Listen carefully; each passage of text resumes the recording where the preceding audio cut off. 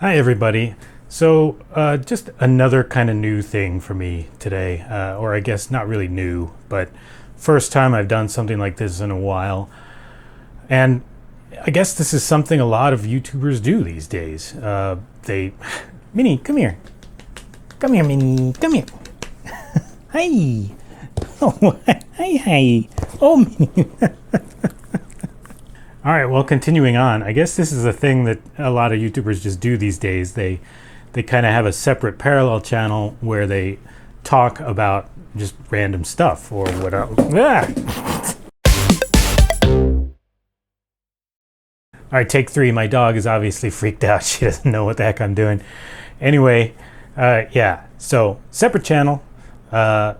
Gonna have just some videos where I talk about like both what's going on the channel as well as any kind of maybe mostly tech related subjects that kind of don't warrant their own video on the main channel. I guess there's a lot of stuff like that. There's a lot of stuff that I see or I buy or whatever, and I think, wow, that's really cool. I want to talk about that, and then I just can't think of a way to get to it. So I have a few topics that I want to start with today, and by the way, this is all unscripted, so if you see some cuts here and there, it's because I just decided I sounded like an idiot for a while and had to cut, and whatever. It's gonna happen. Anyway, few topics that I'm going to talk about. I'm going to start with kind of what I'm doing next on the channel, because I know people always want to know what the next video is, when's it coming, stuff like that.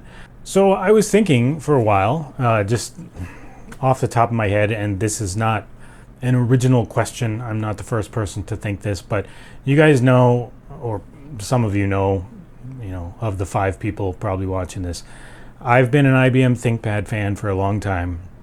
IBM fan for a long time. I don't think they get enough credit, frankly. I think, if anything, the IBM PC is underrated, as well as the ThinkPad line, which everybody today just talks about MacBooks and as if they set the standards for everything. Well, there was a time when the ThinkPad set the standard for all laptops, and I've always loved ThinkPads. I've owned several myself, at the time, and now I'm kind of maybe I don't know if I really want to do this, but it feels like I'm starting to slowly build a collection of older ThinkPads. And it got me thinking, what was the last IBM ThinkPad? Lenovo took over the line in 2005, and it seems like there should be like a clear, okay, this is an IBM ThinkPad, this is a Lenovo ThinkPad. Turns out it's not that simple. So I wanted to do a video about that. And that's what's coming next. I've got the script basically written. I need to fill in some gaps, do a little extra research just to make sure I don't say anything totally wrong or stupid or whatever. But hopefully that's going to come, I would guess, in a couple of weeks. I got some other stuff going on that's going to kind of get in the way, and I'll talk a little about that in a minute. But so that's going to be the next thing. What was the last IBM ThinkPad? And yeah, just watch for that. So next, just want to talk about some tech stuff, maybe, that I've been into that, again, does not warrant its own video, but I just want to mention it and maybe say a few things about them. First, you may see behind me,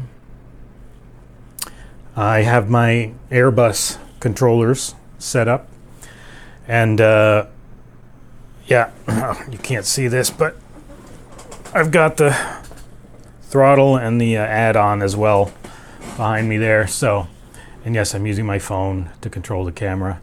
This is an old camera, and I'm gonna hopefully replace this pretty soon. But one of the reasons I got this camera in the first place was so that I could do this with my phone and control it. I guess this is kind of a standard feature now, but when I got this, it was brand new. But I do this all the time when shooting videos. I use my phone to control it. Anyway, I've got my Airbus controllers set up. I usually do not have them set up because they're actually quite annoying with these platforms. I can't even get my chair in between them with this desk. But I talked about before, in an earlier video that I had become an airline pilot. I'm still an airline pilot. It's somehow already been a year. It doesn't feel like it's been that long, but I'm up for recurrent training next month. So I've actually set these Airbus controls back up to help me with my recurrent. You know, there are things that we don't do a lot in real life, or really, hopefully, ever, honestly. You know, a single engine go around after an attempted single engine landing. Like, these are things that happen to maybe 1 in 1,000 pilots once in their life, but we have to know how to do them, and we have to practice them, and we do that every year at recurrent. And this kind of setup can help with that. You know, I bought these on Amazon. I did a full review on Amazon. It's not really worth doing a full review on the main channel because it's so specific, and these have been out for a while now anyway. But just to talk a little about them, if you are like an aspiring pilot or something like that, and you know, I may talk more about aviation stuff on this channel than the main one, but if you are an aspiring pilot or something like that, or you just want to have fun, I mean, these are fun. These controllers are a lot better than playing with some kind of stock joystick or generic Logitech or something like that. I also have rudder pedals under there. That's also kind of a big thing. Now, general aviation and airliners have totally different controls. So if you're trying to start out learning to be a private pilot or something like that, I wouldn't recommend Airbus controls. Airbus controls really, you know, if you're just trying to have fun with airliners or you're moving on to the next step, especially because when you're first starting out, you really want your controls, if you're doing a home sim setup to help you with your training, you really want controls that are very, very close or identical to the real thing. And these are not. Once you get to a certain level in your training, it becomes a little less important. The most important thing is to just be able to go through all the procedures. And as long as the levers and stuff and buttons and whatever are there, you can do that. It's not so much about building up muscle memory anymore. These controllers, you know, I can fly a full flight the way I do in real life, or I can practice non-normal situations, which is what I'm doing now. And I can do it, again, like not exactly with all the stuff in the same spot as it is in the real plane, but it's there, and I can get all those procedures down. It's a little strange doing it by yourself because you're never doing that in the plane. I mean, you know, if the captain becomes incapacitated or something, it's happened, then sure, but normally you're working in a crew and the other guy does certain things, and you have very clear there's a clear line between the tasks you're both supposed to do. So trying to do everything, especially if you're practicing a engine failure or something like that, it's not totally realistic. But again, once you get to a certain level, you can kind of ignore the stuff that you don't need to know and just concentrate on the stuff that you do need to know. So I do think these are actually very helpful. I'm hopefully showing some footage of me actually using them as I'm talking about this, so you can kind of see what I'm talking about. No, they don't look exactly like the real thing. No, they don't feel exactly like the real thing. But combined with something like the Phoenix A320, which is a study level A320 airliner, it actually works really, really close to the real thing. There are some things about it that are not exact, but and those two kind of bother me, but for the most part, it's almost like being in a real airliner sim, and I can do this before I get back to my recurrent training. Now, why is this even important? I mean, recurrent training, it just sounds like they train you. It's actually kind of almost like a 3-day check ride. So you do have to be, you know, you're not getting a new rating or anything like that, but you can get fired if you don't do something right. So it is important and something that I want to be prepared for, at least. So that's kind of the first thing I've got going on here. Now, number two, I also, as part of that, I did some upgrades to my PC over here. When I first built this PC, I think it had it's AM4. I don't remember what the first chip I bought for the AM4 platform was. I think a Ryzen 5 1500. Does that sound right? A Ryzen 5 1500. I bought some DDR4 2400 memory, and I remember people giving me grief about that. And I'm going to show some benchmarks and stuff here from both before and after. I kept that 16 gigs of DDR4 2400 in there until now. And I've got at this point, I've got a Ryzen 9 5900X is my CPU. It's like the second or third fastest CPU you can get for AM4. Probably the last CPU I'm ever going to buy. I'm basically maxing out for the AM4. I'm basically maxing out the AM4 platform at this point. My next upgrade is going to be to AM5 or whatever is after that, because hopefully I'll get another 2 to 3 years out of this now. But so as part of maxing everything out, I finally upgraded the RAM, and I went to some 32 gigs of DDR4 3200. Again, people gave me grief when I did the 2400 originally. They told me, oh, AMD is so sensitive to memory speeds and you're really hurting yourself. My position has always been, it's better to take whatever extra money you would have to spend on faster RAM and instead spend it on a faster CPU. To me, that seems obvious. The CPU is the thing that does the calculations. The memory is just storing stuff and getting it in and out of that storage. The CPU is doing the actual calculations. And yes, it may have to wait for the RAM once in a while, but the speed of those calculations is going to make more of a difference to how fast your PC feels. So this was always my argument. I didn't really have evidence for that until now. I replaced my RAM 2400 to 3200 on the same CPU. I took some benchmarks before and I took some benchmarks after. Not much difference.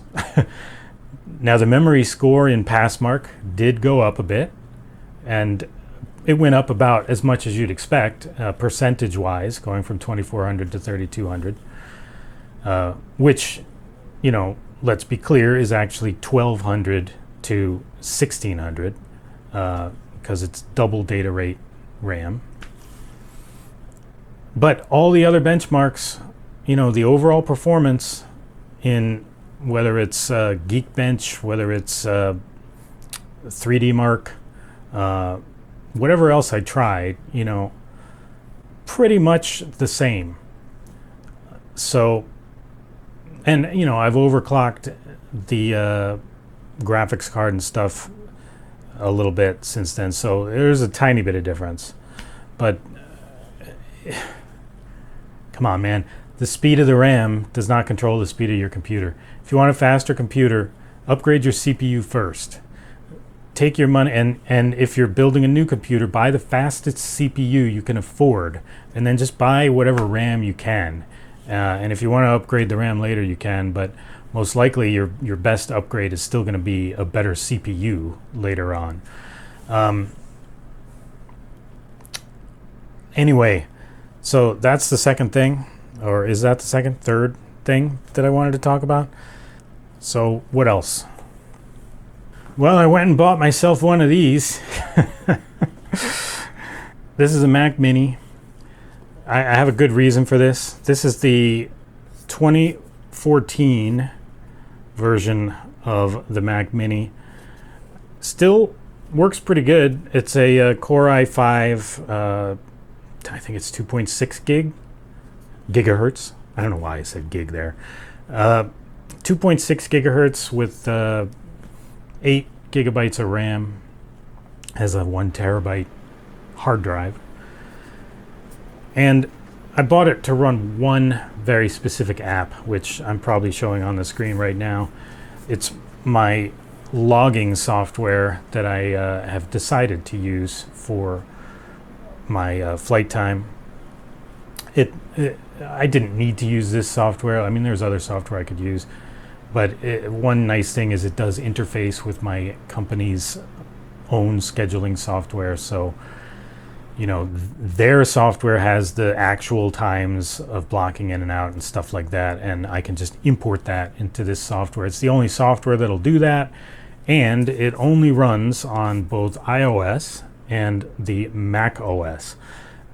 I have it on iOS as well. That's where I primarily use it, but the only way you can import your old stuff or do like batch edits and stuff like that is if you use the Mac version. So I searched around.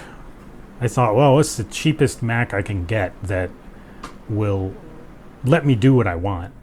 And one thing about this piece of software is that it requires, they only support it up to 2 operating systems ago. So Mac OS Monterey, which I guess is 12. I hate the stupid Apple naming conventions, but 12. Just call it 12. Mac OS 12. And that happens to be, I looked up, you know, they have a list. Apple keeps a list of this stuff because they're intentionally end-of-lifing stuff all the time, and they want you to buy the new thing.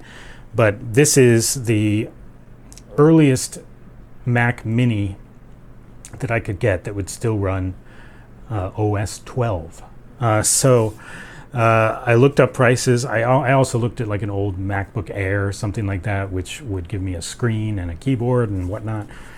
But $60, $65 to my home, including shipping, $60 for the unit itself. It looked a little rough in the pictures on eBay, but cleaned up real nice. $60, and it's a real Mac. I mean, you can do whatever you could on any Mac at the time. I don't know. Like, I've been looking for other stuff to do. There's really not that much. I mean, you look at these lists online. I actually looked online, like things you can do on a Mac that you can't do on PC. And one of the things that is always on those lists is like, enjoy the better quality of the Mac experience. And come on, man. Give me a break. But no, it's a cool little machine. I've just been plunking around on it, you know, doing whatever I feel like doing at the time. I don't know how much I'm going to use it, but I did think about building a NAS out of it or something like that. I looked up some videos on how to do that. All the ones that I saw were super basic. So I don't really know. You know, I thought about like getting like a RAID enclosure or something, connecting it to this.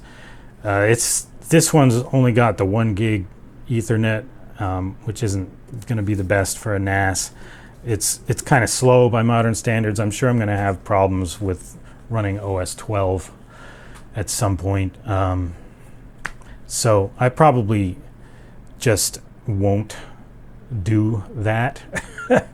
I don't know what else I can do with it. I mean, it's an Intel-based Mac. I know there are things you can do with like the older, like the Power PC-based Macs that PCs just never had. And I have some of those. It's kind of interesting because I started off as a Mac guy. Can you see? But yes, you can. This is an Apple II GS behind me. I've done videos on that and other Apple IIs. And I started out as an Apple II guy. Mac came out. I hated it. I didn't want anything to do with it. Thought Steve Jobs was a total idiot. Still basically think that.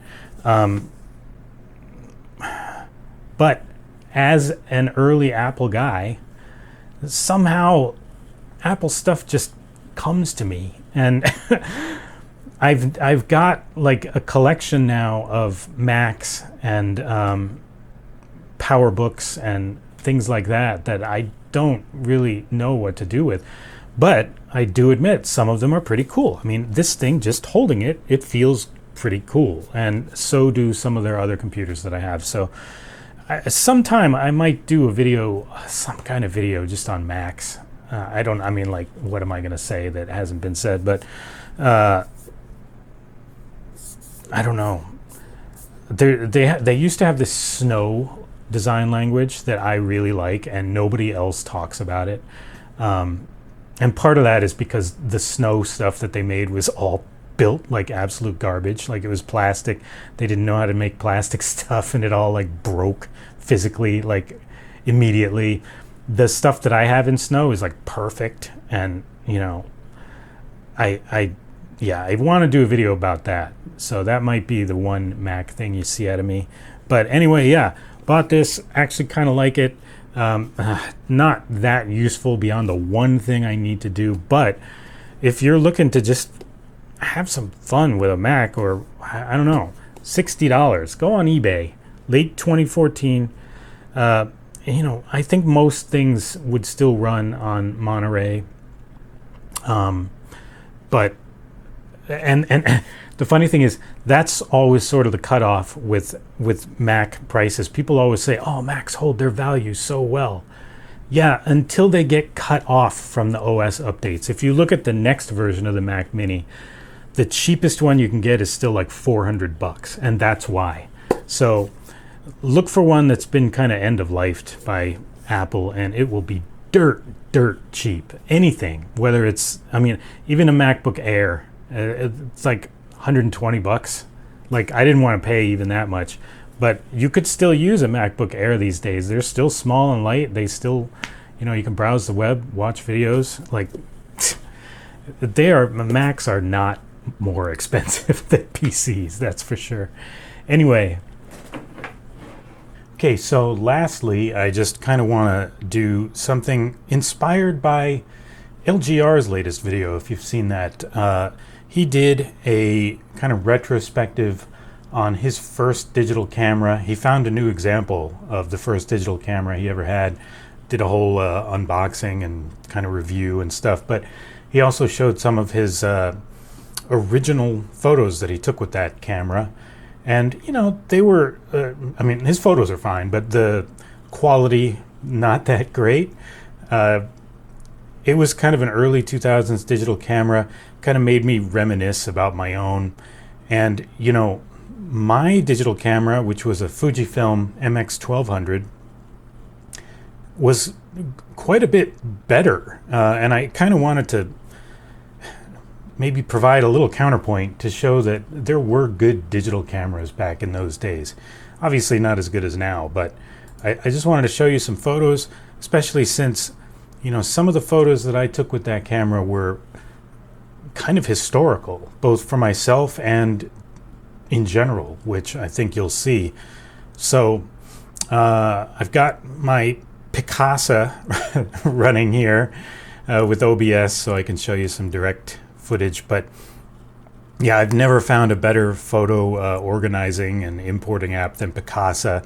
For those of you that don't know, Picasa was bought by Google, kind of eventually morphed into Picasa Online, which then turned into Google Photos, and now they don't maintain this anymore. You can still find this for download, but it's not actively worked on, but it still works. And I still use it, and I haven't found anything better.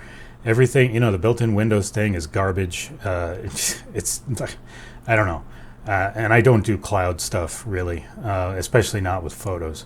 But anyway, just wanted to show you some photos that I took. I first bought this, a little backstory. I first bought this camera, the MX-1200, back in 2000. I was writing for video games at that time. I won't say for who. It doesn't exist anymore, so it doesn't really matter. But I was writing for video games, and they wanted to send me to Japan to cover both Nintendo Space World 2000 and the Tokyo Game Show, which were kind of back to back. So that was exciting, and I went out and I bought my first digital camera. I remember I got it on jet.com. It was about $250. Jet.com's claim to fame is they would deliver things same day, kind of like Amazon makes a big deal out of doing now. Jet.com was doing that in 2000. But anyway, so Yeah, let's see. I've got some saved photos here. Let's see what these are. Oh, first of all, so this is some stuff that I was selling for auction, I guess, and I took a picture of it before putting it up.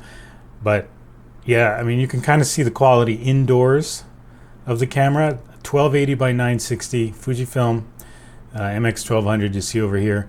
A lot of these photos don't include all this EXIF information, I guess, and that's because I made alterations to them and stuff, and I don't know, sometimes Picasa just doesn't read it right anyway. This says it's 1999. That cannot be accurate. I probably just hadn't saved the date yet. But see, I've got an Atari 2600 Junior, a Sears Video Arcade 2, which was their version of the Intellivision, and a JVC XI, which I never should have sold. These are really rare. But yeah, you can see a little pixelation here, but not too bad. And again, this is low light. Somewhere, yeah, JPEG quality of 90. I don't know, I don't remember setting that, but some photos I have are higher than that. So let's see, the first night that I went to Japan, I stayed in Makuhari at the Makuhari Prince Hotel. The Nintendo Space World was in Makuhari, and not in Tokyo, just like the Tokyo Game Show. It's not in Tokyo, it's in Makuhari.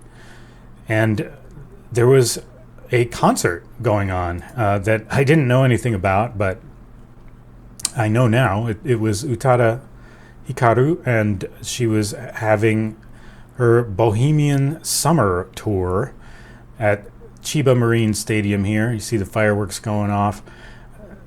Later, this was turned into a DVD, and you can actually see the helicopter flying by my hotel as I'm looking out, taking these photos.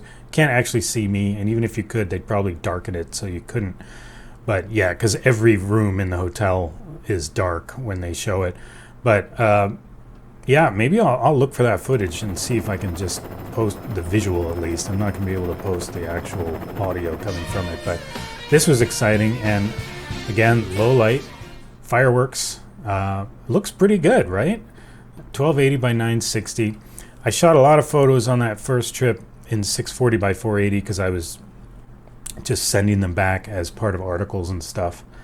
But yeah, so here's Space World 2000. This one is 640 by 480. This was kind of the lead photo in one of the articles that I submitted. And this was inside, obviously, the entrance to Space World 2000. I was blown away by this.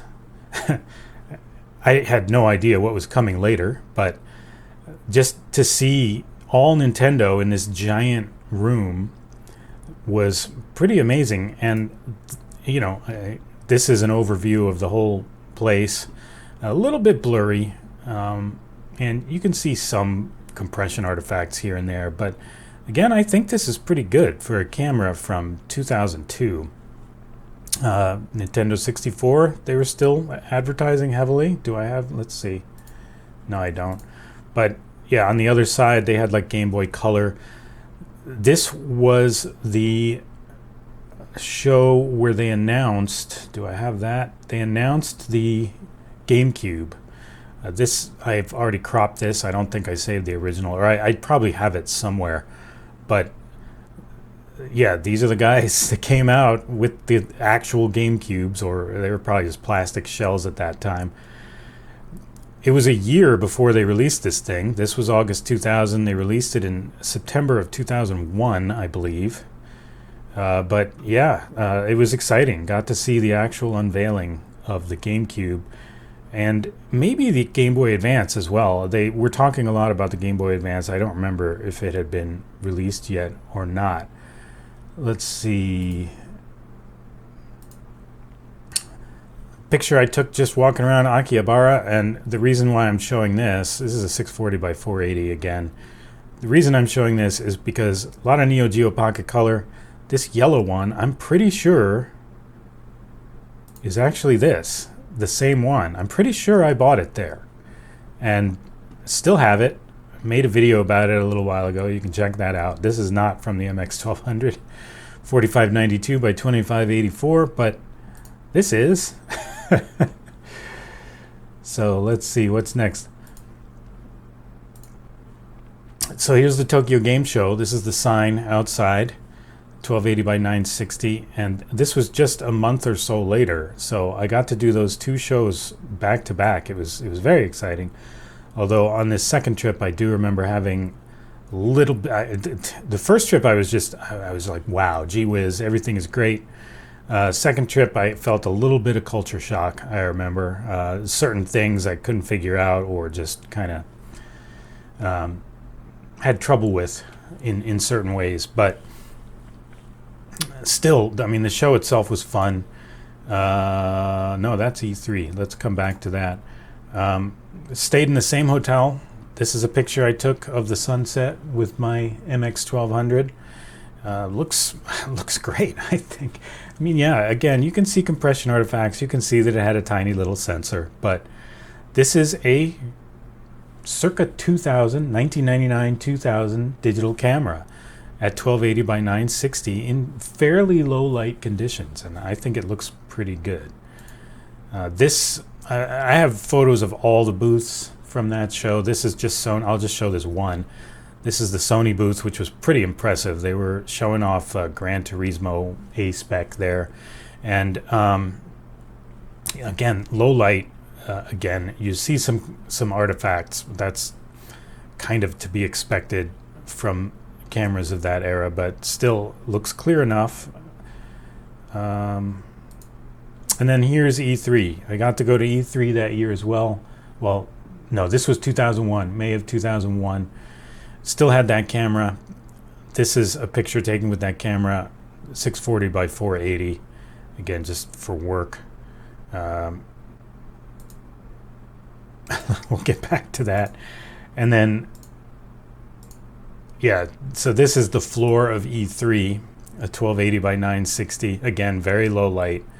So you do see some artifacting. This was the Nintendo booth, which was jammed because obviously everybody wanted to see the GameCube and Game Boy Advance as well, which both of those were new at the time.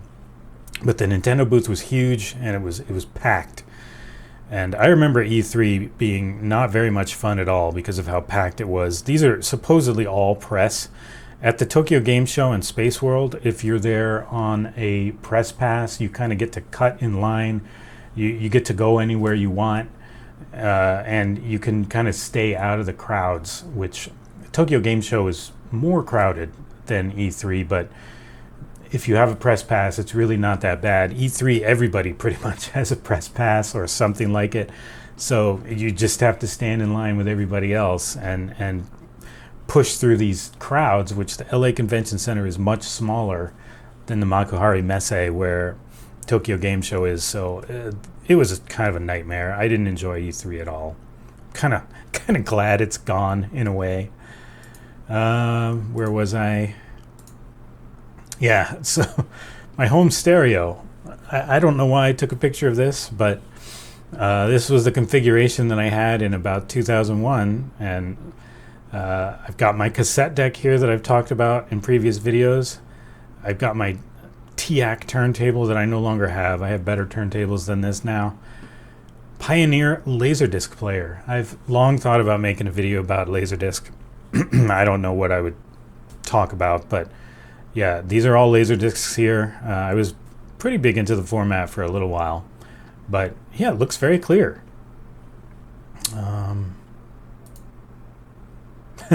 The little GameCube, plushy GameCube that they gave us at Space World.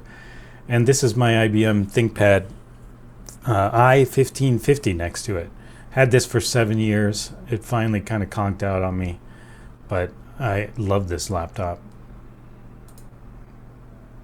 Space World 2001. So I went a year later again to Space World 2001. The floor looks quite a bit different, doesn't it? I think this was a pure press day. I think they gave us one press day and then let the public in the next day, because like there's nobody playing these machines. So yeah, it wasn't like that on the real days. Here's the GameCube itself. September 14th of 2001. I'm pretty sure that's what it's saying the release date is. 25,000 yen. I have this exact GameCube. I bought a launch Japanese GameCube, had it modded, so now it plays both American and Japanese games, and it's been that way ever since, but still have this box and everything.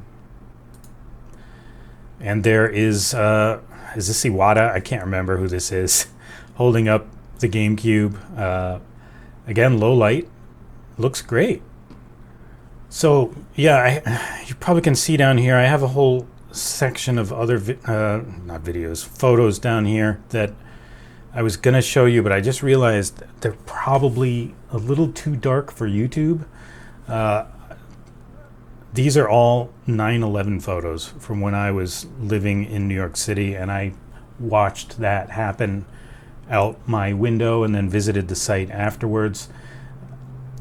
I was going to show you these. I probably should not. YouTube does not like stuff like that and will probably demonetize this video. So I'm not going to go and show those, but I do have some pretty dramatic and pretty good, historical photos that I took with this MX-1200 of that day and the days afterwards.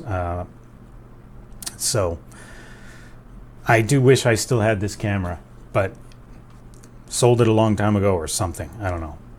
Anyway, yeah, that's pretty much it for this video. You've made it this far. It's I imagine this is probably a half-hour video at this point of just me just rambling about stuff. But yeah, probably going to make this a semi-regular thing, just to talk about stuff that I don't have anywhere else to talk about and don't want to talk about on the main channel. So yeah, I guess just watch for the next one, and watch for the next video on the main channel as well, which should be that ThinkPad video. So anyway, see you guys next time.